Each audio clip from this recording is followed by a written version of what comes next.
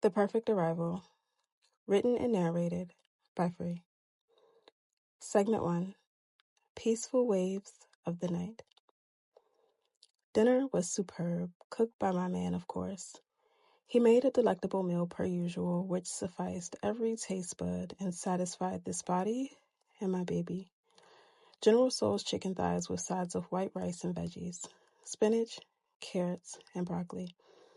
I added in a slice of garlic avocado toast, sprinkled with sesame seeds to finish my plate.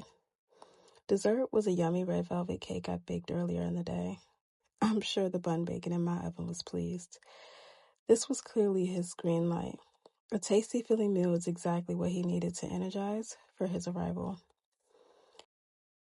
After dinner, Daddy cleaned the kitchen while I drew and prepared him a well-deserved bath, sprinkled with Epsom salt, lavender and rose petals, drizzled with sweet almond oil, and finished with sandalwood essential oil. 40 weeks pregnant or not, I still found ways to cater to my man. It's the little things. I had taken my bath before dinner, so while he bathed, I grounded myself, meditating and envisioning the birth I soon would experience. This was my first pregnancy, but upon discovery, I delighted myself in many texts regarding pregnancy and childbirth. I learned all there is to know, but more than that, I began diving deeper into my own awareness of this body.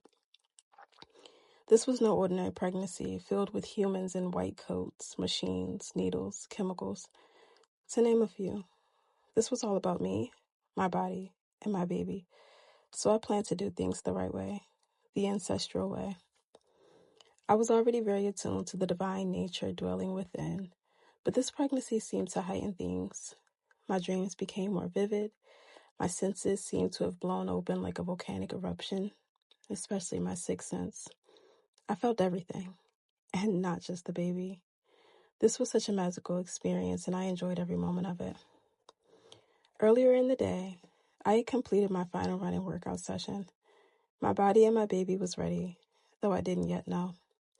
I'd run my usual 2 miles with 45 minutes of strength training, finishing off with 20 minutes of stretching. I refused to settle for any average pregnancy, or the average society is used to. There were no aches, only muscle growth, no sickness, only vibrancy. Even the expected fatigue was mild.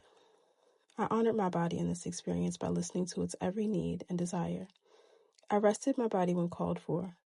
I ate foods of the earth that fueled my body. I filled up on water and herbal teas. I soaked daily. I centered my mind and grounded my body ritualistically. I delighted myself in this journey in every way as any mother should, and it was a beautiful one, to say the least. Once Daddy finished his bath, we snuggled up in bed, at first cuddling, breathing, just taking in the presence of one another. Just as I was drifting off, I felt his hands caress my back. Massage, he whispered in my ear. He massaged my body from head to toe, relaxing me even more. At first, until his touch became stimulating. My body flooded with a rush of sensations as this led to that. He explored the intricacies of my body while I too pleasured his. It was an experience, to say the least, as intimacy while carrying a whole human is a sport in itself. But it was enchanting. I surrendered fully as he whispered in my ear, affirming his devotion to me. And as I began to rise, so did he. The release overtook my body for moments as I envisioned welcoming my baby into this world in pleasure, feeling empowered. I love to use arousal as a route to travel to other dimensions. It was truly an out-of-body experience. Afterward, he kissed me gently. We cuddled and drifted off to sleep. As I slept through the night, I was constantly awakened by waves flowing through my body. I breathed through them effortlessly, half conscious, wondering if this were real or false contractions. I wrote it off as false and kept falling back to sleep. The night was peaceful. Each wave passed with ease. Daddy was unbothered and sound asleep himself. I guess the night released a sufficient amount of oxytocin. From a cleansing, invigorating bath to a delectable dinner and dessert to a sensuous energy exchange for my baby boy to make his grand entrance. And the next morning, he did.